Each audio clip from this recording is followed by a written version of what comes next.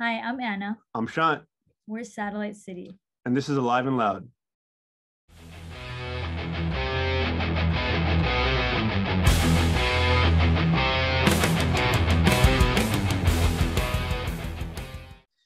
Welcome to another episode of Alive and Loud. Today we have a special guest all the way from Los Angeles, California. We have Satellite Citi. Thank you both so much for joining us today. I really appreciate your time. Thanks for having us, man. Thank you so much. So for those of you who are listening on your way to work or, just around the house or watching us on YouTube right now, Satellite Citi has really taken me by surprise. Personally, I saw a video of theirs on Facebook not long ago, and it struck a chord. It was for the song Empath. And, I really love how you guys do your songwriting and, that it comes from the heart, especially, whenever we're talking about mental health and stuff like that. So if you could, just for people who don't know and might not be familiar with you guys, introduce yourselves, tell everybody what you do in the band, and let's get into it. Okay, I'm Anna. I'm the singer and drummer in Satellite Citi. And I'm Shant, and I play guitar and I sing backing vocals. And that was Shant with a T, correct? Correct. Okay, because I was reading up and I was like, I'm gonna call him Sean. I know I'm gonna call him Sean. I just told you Sean with a T, brother. All right. Well, like I was talking about before, you guys seem to have a lot of material that is based on things, it seems like, from personal experience. So if you could tell us a little bit about that, like how is your songwriting process for the two singles that we're hearing lately? For the two singles, each song is different for us. The last single we just dropped, Empath, a lot of that was Sean, and it was, you can talk about that one. Yeah, so basically we usually do stuff in different ways.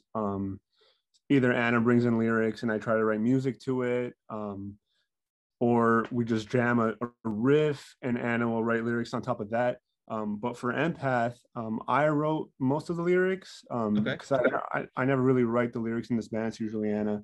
But this past year, I was diagnosed with OCD, and it was a real personal struggle for me. So I feel like I had a lot to say, and I needed to let something out. So that was sort of my outlet, that song. And yeah, that's how we went about that one. So, but Antibody was kind of just kind of how we write, like throwing a bunch of riffs together. And I don't remember how that was, but it was a while ago. I probably wrote a riff and I wrote the vocals over it. Yeah. And then drums. Sometimes the song, Antibody started with the drum beat. Oh, that's right. It did. Because the opening drum beat, that's what we started. I just wrote a riff to Anna's drum beat. And then we had like kind of a bunch of riffs and we stuck them together and we tried to write a chorus, and Anna laid her vocals after the music was done. Wow, that's awesome. It seems kind of like you guys riff off each other quite a bit as far as recording and writing and things like that. And Sean, I want to say thanks so much for feeling comfortable enough to discuss that with us here at Live and Loud, because I know personally I deal with a lot of anxiety. I know a lot of us do, people listening, and it's really important to talk about. I don't think it should be a topic that should be stigmatized like it used to be, or it honestly still is. And I think that it's amazing that you can use music as your outlet to get that out and to really express yourself and to use it in a therapeutic way. So if you don't mind, I'd really love to touch on that a little bit. What was that like for you to, be writing songs, especially with that one in particular, to like really get that off your chest and really just express yourself that way? Sure, man. Yeah, I don't mind at all. It's triggery at first, any musician with mental health struggles will tell you that when they write a song. Mm-hmm. Sometimes it's hard for them to play it live, because they think about what happened or what's going on or what thoughts they were having while they were writing the song. Yeah. But then, just like every other fear, you expose yourself to it. And the more you do it and the more you expose yourself to your fears, that kind of dies down. So I think it was on purpose, doing that so I can feel comfortable in my own shoes, not just as a musician, but someone that has OCD and kind of living with that and knowing that this isn't something that goes away quickly, you know, it's something I'm going to live with, and how am I going to progress in life while having this thing, you know? Yeah, Um, absolutely. so I think it's important. I think it's a good outlet, and I think it helps in the long run. Definitely. I couldn't agree more. You know, for me personally, it was really hard to come to grips with my anxiety and depression a couple of years ago, because I was always the type, you know, that I would suppress it, you know, like we're men, we're not supposed to have feelings and things like that. And, you know, it's so damaging to your mental health to feel that way in the long run. Like looking back at it, I'm so like aggravated that it took so long for me to be able to come out and just say it, like, hey, I have anxiety, you know. But once I was able to actually talk about it and share my experiences with other people, I started to realize this is helping people. This is helping me to talk about it. It's not something that's just sitting on my chest like an elephant. So for you, I imagine, you know, the same feelings are a little bit, you know, differently, because you write music, I don't. So but you know, kudos to you for that, because that song really spoke to me. So I really appreciate the songwriting on that. And what a great support system you have with Anna, right? Yeah, dude, she is my rock, definitely. I can't imagine. You know, what I do is minute compared to what you guys are doing, but I wouldn't be able to do what I do without my wife's support. So I totally understand, you know, having that support, especially going through something like that. And it's very critical, you know, to be able to talk about it. So I want to talk about you for a second, Anna. You are a fantastic drummer, by the way. And my 7-year-old, she loves girl drummers. You know, we've watched videos on hours on end, you know, with like Jen Ledger from Skillet, and she's all about the stuff you know, that women can do. And I'm like, look, women can do anything. You know what I mean? Like there's nothing that I can do that you can't do. You could do more, you know. So we came across the video for Empath, and she was like, is that a girl drumming? And I was like, yeah. And she's like, she kills it. I said, I know. So I want to ask, who are your influences as far as, you know, a musician to drum? I'm so sorry. Oh, that's Dog. okay. They're just being wild today. Welcome to the show, little ones. Can you grab it? Yeah, here. Yep, take care. Sorry. Oh, that's all right. Yeah, so the dogs are gonna be. These are our pups right here. For those of you that are listening and not watching, just know these dogs are really cute. This is what happens in quarantine. You just get dogs and they get attached to you. Repercussions of COVID. Oh yeah. Okay, so the question was, who are my influences? Yeah, who are your influences as far as a musician, as far as a drummer? As far as a drummer, honestly, I definitely like Bonham was a big one growing up. My drum teacher when I was younger really drilled that on me, and like I had like that Vista like kit, you know, that was like my first kit that I got. And then like in high school, I remember I just loved like Chad Smith and like funk music. Like I would play like a lot of funk music. So I definitely have like that funk influence, and Steve Gadd, like just, you know, another drummer that was drilled on me growing up, who I really love. Yeah, and like just for music, I would say like Elliott Smith, which is totally like far off from us, but as a songwriter, like that was probably one of my biggest influences. And then like Kurt Cobain, Nirvana, like those were like, you know, my walls were covered in their posters growing up, because they were a big part of my I think the first day we met, she mentioned Elliott Smith and Kurt Cobain to me, so I won't forget that. So yeah, we were like talking music. Yeah, for sure. Yeah, I feel like now, like, you know, it's harder to listen to his music because it hits me harder, you know, knowing what it's about. But it definitely like helped me when I was like going through like stuff growing up, you know. For sure. So what's that like for you guys to know, like, and that's a great way to put it, because I was going to ask earlier, to make music that people can relate to and also use it as like this therapy. Like, how does that feel for you guys, the ones that are writing the music, to know that this, what you're doing is actually really making an impact on someone's life? Good question, man. I always think like as long as it helps one person, like one human being, with whatever they're struggling with, I'm a happy guy, you know. Yeah. And hopefully it is. You know, can't say it is for sure, but I feel like when you write music from the heart, people definitely resonate with it, and that's our goal. So hopefully we can continue doing that and show people that you need to be proactive if you're going through something, because that's the main message I would say I want fans to walk away with. Yeah, I think the whole album, you know, touches on that theme. I deal with anxiety as well, so it's just the whole album is it's called Fear Tactics because it's just about overcoming all your fears, finding ways to help yourself, and realizing it's you that need to take that first step to help your overall health, you know. It's the hardest part too, but once you get past it, you know, everything else is just, it's all behind you. I was going to ask, Fear Tactics, so can we expect a lot of the tone of this record to be kind of in the vein of what you've already put out so far?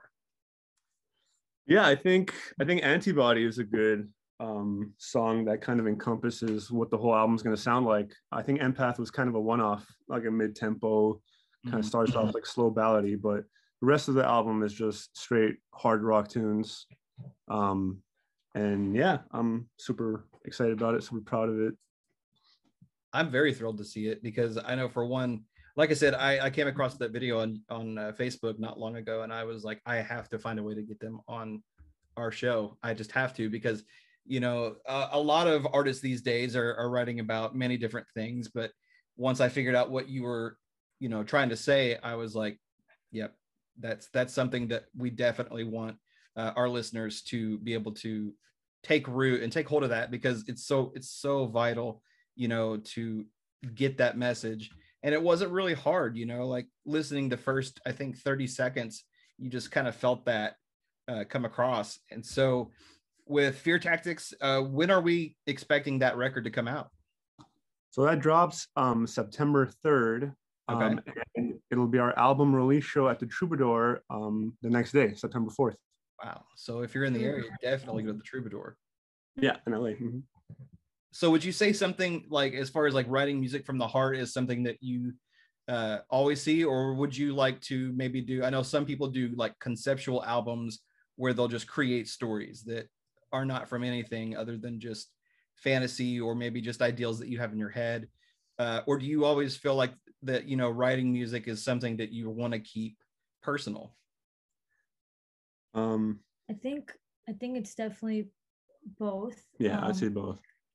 Next year we're hoping to, should I just say it? Yeah, we've been working on a graphic novel. We've like talked about it before. It's been a process writing it, and 4 years in the making. Wow. Just because on and off, you know, we haven't had time to really give it our full attention, but we want to make it really good. And we're working with like a former DC Comics editor who's been really like guiding us and mentoring us through it. And it was actually like his idea to do like a concept EP to go with it. And each like issue of the comic will come out with a single. Oh, that's and then great. The whole like graphic novel itself will be with the concept EP, and it's like it has like sci-fi tone, you know. Yeah, it's like a sci-fi fantasy comic, and with a little bit of comedy in there. Yeah, for sure. And we've been working on the songs that correlate to each issue, and we're planning to record that next year and release the whole thing probably end of 2022. That's exciting. Yeah, I mean, that's great. I've only really known one other person to do that. Mark Tremonti did that with his last record. Did he? Machine. Yeah, he actually, it was a concept album, and from top to bottom, it was, you know, going in line with the book that he wrote. So every Awesome. song was like a chapter from the book almost. I'm a huge fan. I gotta check that out. That's cool. Oh yeah, it was A Dying Machine, and I've got like 6 copies of the book over here. It's ridiculous, but that's great, guys. So would you say that have you talked about that yet? I don't know if we've talked about it on a podcast before. So would you say a Live and Loud exclusive? Yeah, definitely. For Awesome. sure. Well, we appreciate that, man. And like I said, we're very excited because, you know, COVID has really given people a lot of ideas and a lot of time to do things, you know, whether it be writing a new album or writing new songs to put out as singles, or in my case, getting to do this podcast, which has been incredible to see it just go from concept to execution. And now we're here. You know, staying in touch with music is one of the most critical things in my life. And whenever show stopped, I was like, well, I can't go and take pictures. So what am I going to do? And I was like, well, I think that I need to do some research, create a podcast that everyone will be able to connect with, and be real laid back. You know, we don't want to be too serious and all of that. We want you guys to have fun, but also the listeners, we want to give them a peek behind the curtain and really get a chance to know the artists that we talk to. So we really do appreciate when people such as yourselves can come on here and just really be bare bones about it.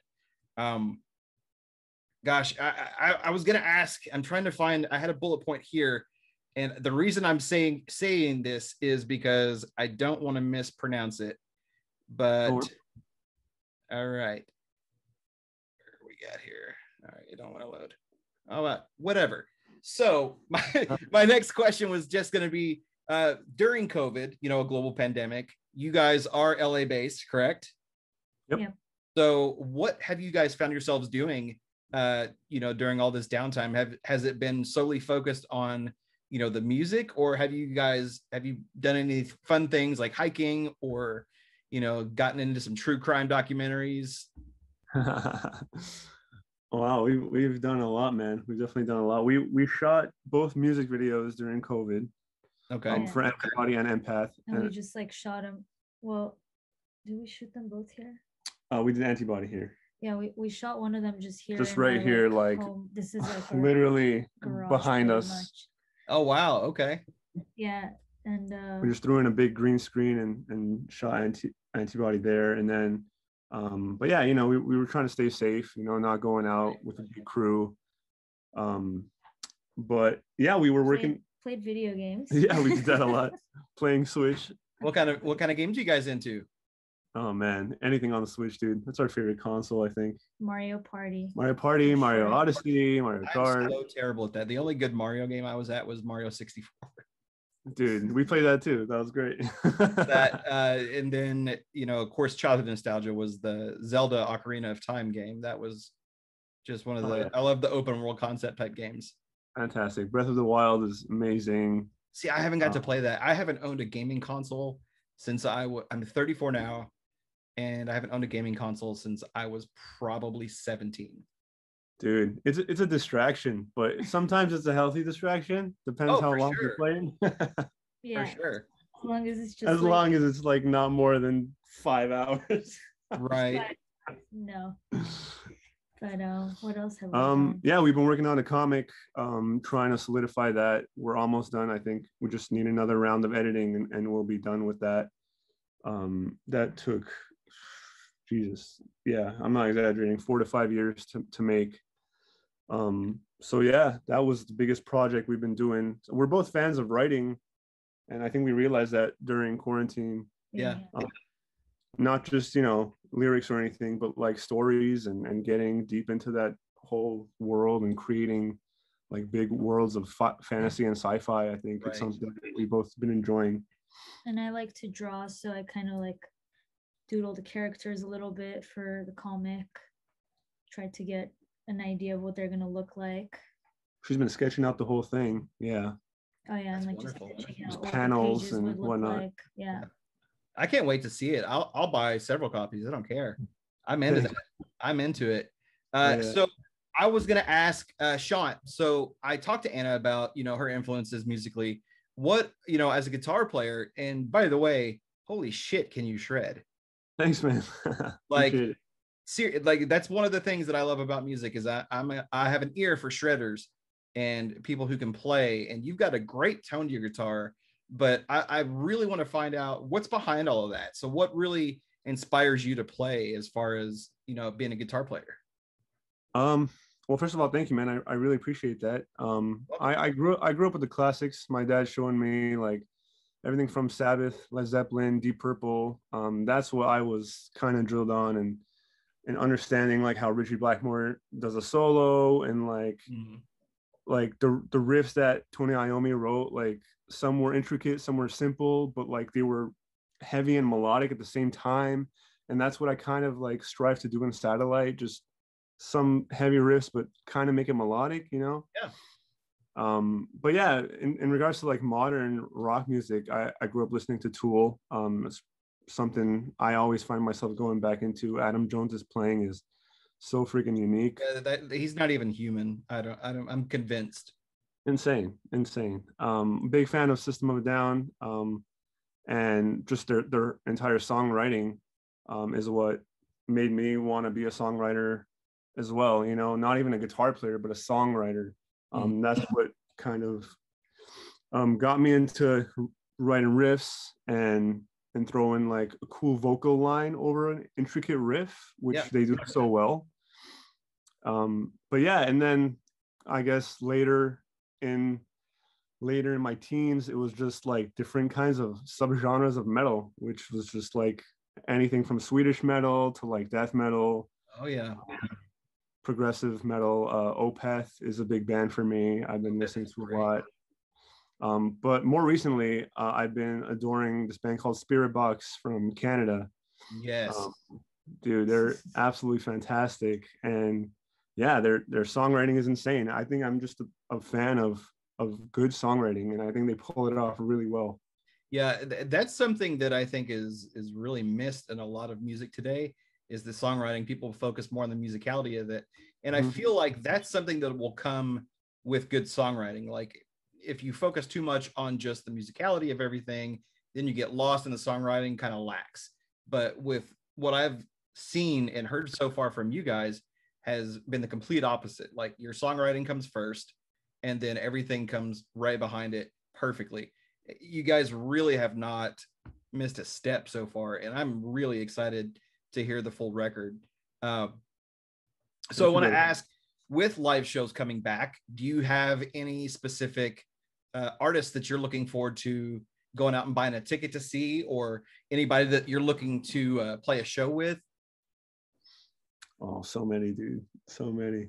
I want to see Spirit Box. I'm dying to see them. I think they're coming to LA in August. Yeah. Um, Same. I love them. Who else? In regards to who we want to play with, I really want to play with just more like female fronted rock bands that are, you know, that are killing it right now. Hailstorm, Pretty Reckless. I think it would be, you know, an honor and really fun. So hopefully someday we'll make it happen. Those two bands just throw down.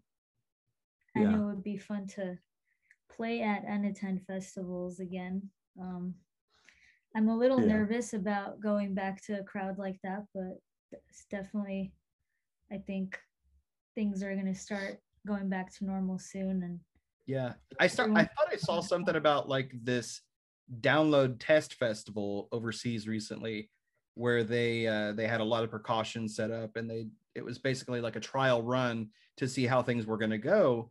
And from so far, the numbers are not even being reported as like a 1% outbreak. And there were thousands of people at this thing. I can't remember where I was seeing it at, but all I know is that the inner kid in me was just so giddy, because the last festival that I was at was in 2019 in Louisville, Kentucky. It was Bourbon and Beyond, where Foo Fighters were playing. Robert Plant was there, and Mother of God. It was just like a religious experience. It's awesome. It's been that long since I've been able to be around that many people, because with festivals, you know, it's a whole different ballgame. You know, everyone's there for one thing, and it's just to breathe in that music experience. So as soon as I saw the Download Festival thing, I was like, please let there be a good outcome from this, because usually that's like the test market, you know, whenever things like this happen, is like, well, they're going to do something and then we're going to follow suit. So I'm really hopeful that so far all the numbers are practically at a zero for that. And going forward, more festivals will come. And I'm sure that there's going to be, you know, some safety precautions here stateside, you know, with the festivals and arena shows and things like that. But God, how exciting that the shows are just coming back every day. There's a new tour announcement, right? It's amazing, man. Sure. I want to hit up like Aftershock and Sonic Temple, if it's happening, Sonic Temple this year. I miss those. You know, we hit them up in 2019 and it was such a fun festival just attending, you know. So it's gonna be really cool going back there, seeing everyone, seeing our friends play, and just seeing a bunch of fans go wild. And we miss it. Even 1 year felt like too long of a time. Yeah, it did. It really did.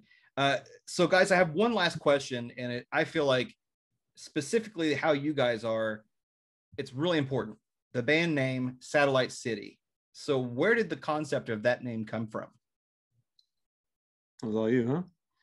Yeah, I think we were thinking about band names, and I was listening to this song called Satellite Mind, which is by Metric, and just thinking about like the idea of like communicating with like your mind, and like being on this planet where people just like speak with satellite minds. And you know, I don't know, it just came up. Satellite Citi kind of rolled off the tongue. And I think we were like going through so many band names at the time, and I like pitched it to Sean and he was into it.